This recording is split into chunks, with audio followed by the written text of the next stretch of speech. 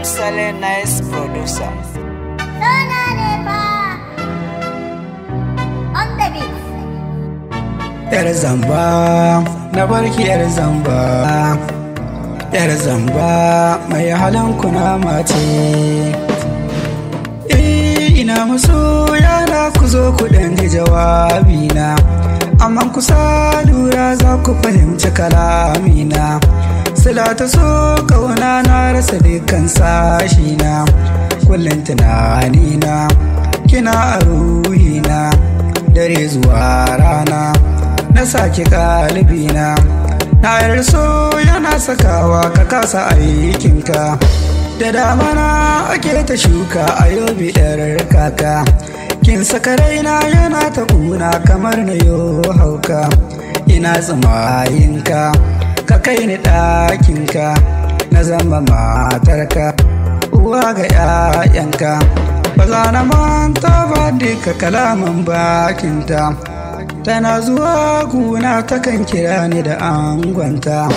Ashe kalamanta yana tsarin leɓanta, na kyale 'yan mata ina ta kishinta, cikar maradanta biyan bukatarta.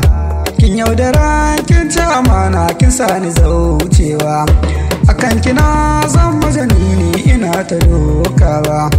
Dare da rana bani da aiki ina ta kokawa, gari ana tsawa ruwa ya saukowa, kowa yana cewa na daina kokawa.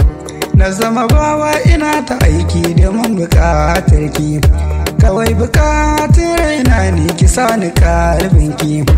Ashe zuciya ta zama kamar siyan baki, na gaida abanki na gaida ummanki, na kasa rakinki domin na aure ki. A baya da can ana faɗa mini na barki yar zamba, na toshe kunne ina tunanin ba za ki cucan ba.